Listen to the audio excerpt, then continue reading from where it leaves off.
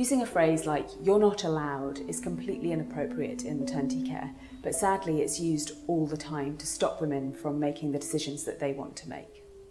I endeavoured to have a natural vaginal delivery, but unfortunately when that wasn't possible, I wasn't given the choice to have a caesarean, and I was actually forced into a forceps procedure against my will. It was absolutely under duress. It was pretty obvious that it was under duress because I cried all the way through.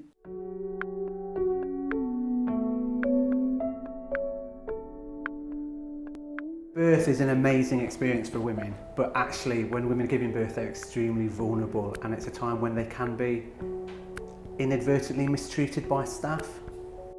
When I first met the consultant who came on the new shift at 8 o'clock, initially I felt, she was reasonably professional, but as soon as I started talking about how I felt and how I wanted to be involved in the decision that was made regarding delivery, I felt she actually looked at me with contempt.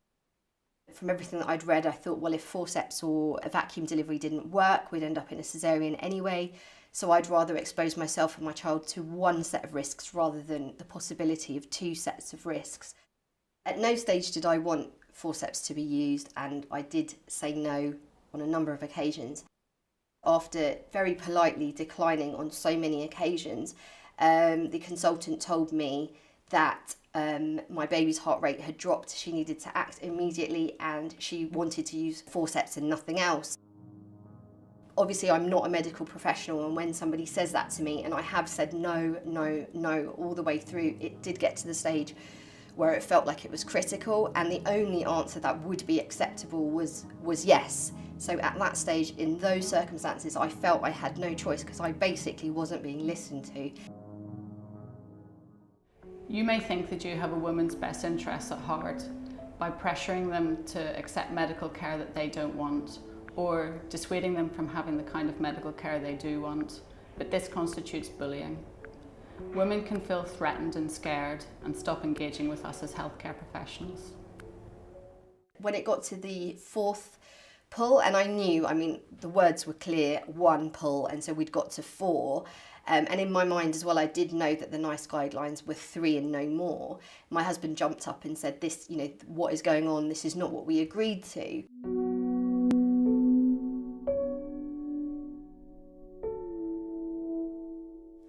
In 2012, the NHS Ombudsman investigated a case in which a woman was bullied into taking antibiotics during her labour by the hospital, who threatened to call social services if she didn't take the drugs.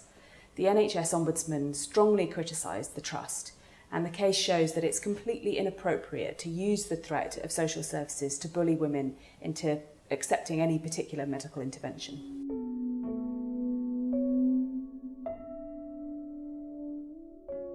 Social services referrals should only be made when the health professional believes that there's a risk of significant harm to the baby after it is born. Social services referrals should never be made just because the woman's decision about what is best for her and her baby differs from that of the clinical team caring for her. I asked her why she'd gone ahead with the forceps procedure when I'd made it very clear, both verbally and in my birth plan, that I wasn't happy with that. She almost seemed flabbergasted. She said to me, doctors and patients are not equal. What kind of system would we have if we allowed patients to make decisions about their healthcare? That would be like saying doctors and patients are equal. So a birth plan is a fantastic document for women to use to get an idea of what sort of care they do want and don't want. It's got no legal binding to it, but actually it's a really good tool for women and their birth carers to use to ensure that they get the sort of care that they want and that they're involved in all the decisions that they need to make. It's devastated me. It's something that I've had to come to terms with because it's not going to go away. I look at my son and I see the scars, and I know exactly where that came from, where I was put in a vulnerable position, and the doctor should have had mine and my son's best interests at heart, but apparently her motivation was something to do with the status of doctors and patients, and that is actually, very painful for me. First and foremost, we need to listen to women and understand what they're asking for and what their concerns are. Our responsibility as clinicians is to explain our recommendations and to explain what the risks and benefits of that recommendation might be, and also to explain any alternatives and certainly to be able to answer the woman's questions in full, it's really important that the woman is giving fully informed consent when you're offering an intervention. So we know how hard it can be for midwives and doctors when you're faced with the challenges of women that are asking for things that are outside of the norm. But if you've had a really good discussion with women and you've gone through all the pros and cons, and a woman makes a choice and you support that woman's choice, the law will support you. There's nothing to be afraid of.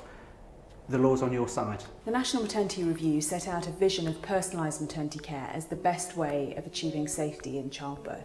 We wholeheartedly agree with this. Women shouldn't have to fit into the system. The system should be made to suit their needs and their decisions.